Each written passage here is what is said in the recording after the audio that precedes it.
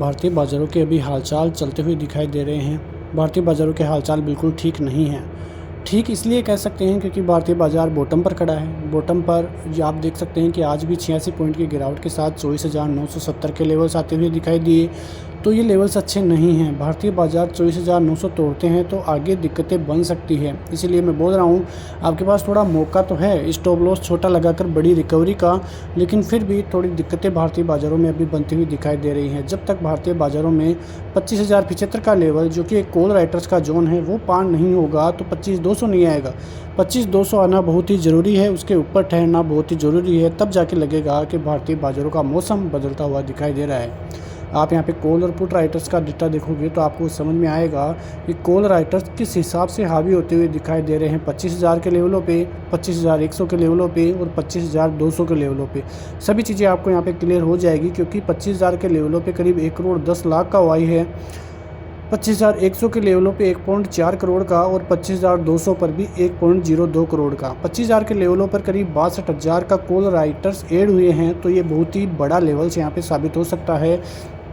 तो कुल मिला के देखें तो 3 करोड़ का आउटस्टैंडिंग ओआई जो है ऊपर की तरफ खड़ा है। वहीं आप नीचे की तरफ देखोगे पुट राइटर्स को तो 24,900, 24,800 और 24,700 पर पुट राइटर्स देखने को मिलेंगे, लेकिन उनका जो कन्विक्शन है इतना ज़्यादा देखने को नहीं मिल रहा है। टोटली आप देखोगे तो करीब 1.5 करोड़ के लगभग ये डेटा मिलेगा, लेकिन कॉल राइटर्स का लगभग 3 करोड़ का डेटा है। तो आप समझ सकते हैं कि किस प्रकार से कॉल राइटर्स हावी होते हुए बाज़ार पर दिखाई दे रहे हैं।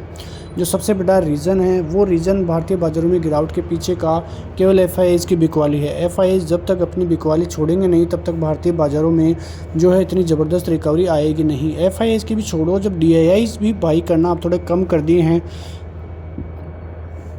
आप देखोगे तो आपको समझ में आएगा कि डीआईआईज की तरफ से भी इतनी भारी भरकम जो पहले बाइंग होती थी पिछले महीने में वो देखने को नहीं मिल रही है।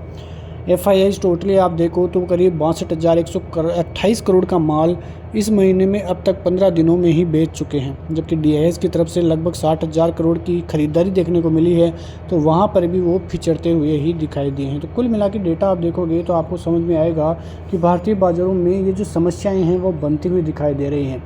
एक चीज़ तो है कि भारतीय बाज़ारों में पिछले 15 से 16 महीने में कोई एक बार भी बड़ा करेक्शन देखने को नहीं मिला है।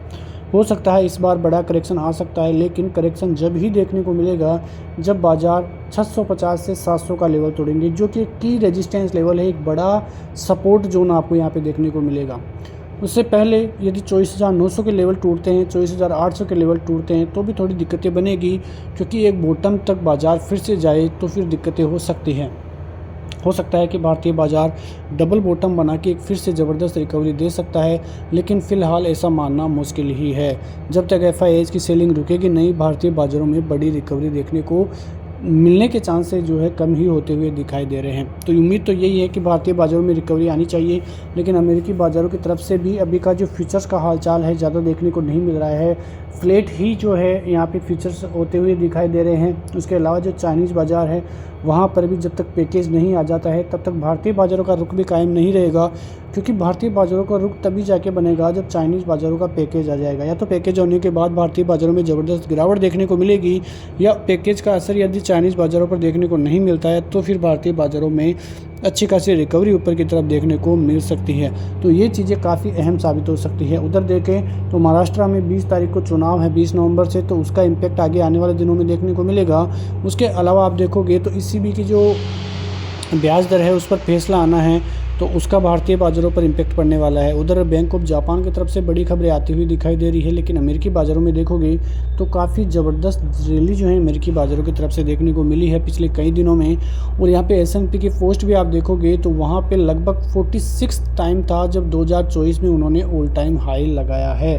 यानी कि जो S&P 500 है काफ़ी ज़बरदस्त तरीके से अमेरिकी बाज़ारों में दम दिखाता हुआ दिखाई दे रहा है। तो ये अमेरिकी बाज़ारों की चाल आप समझ गए होंगे कि अमेरिकी बाज़ार काफ़ी पॉजिटिव जोन में देखने को मिल रहे हैं, लेकिन अब किस प्रकार से जो अमेरिकी बाज़ार की चाल रहेगी वो भी देखने वाली बात रहेगी। लेकिन एक डर तो है कि यदि अमेरिकी बाज़ार ऊपरी लेवल से फिसलता है तो वहाँ पे बहुत भारी भरकम सेलिंग देखने को मिल सकती है, क्योंकि कई दिनों से अमेरिकी बाज़ारों में भी करेक्शन का मोड माहौल बना नहीं है। लेकिन आप यहाँ पे देखोगे तो अमेरिकी बाज़ार ऑल टाइम हाई पे हैं, लेकिन ये स्थिति भारतीय बाज़ार पहले ही भांप चुके हैं। तो भारतीय बाज़ारों में पहले ही करेक्शन के मूड में है। लगभग 4 से 5% का करेक्शन ऊपरी स्तरों से भारतीय बाज़ारों में देखने को मिला है, लेकिन अमेरिकी बाज़ार ऑल टाइम हाई पे खड़े हैं। यदि वहाँ पे गिरावट भी होती है तो वही चीज़ भारतीय बाज़ारों को सहारा भी देती हुई नज़र आएगी। भारत की ग्रोथ स्टोरी के पीछे भारतीय बाज़ार चलते हुए दिखाई दे रहे थे, और अब आने वाले दिनों में जिस प्रकार का जो जीडीपी रेशियो है वो किस प्रकार से आएगा, उस पर भी भारतीय बाज़ारों की नज़रें रहने वाली है।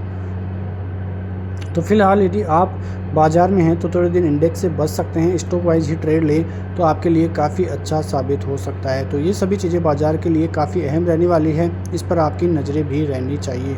तो ऐसी खबरों के साथ मिलते हैं नेक्स्ट वीडियो में, तब तक के लिए नमस्कार। जय हिंद, जय भारत, वंदे मातरम।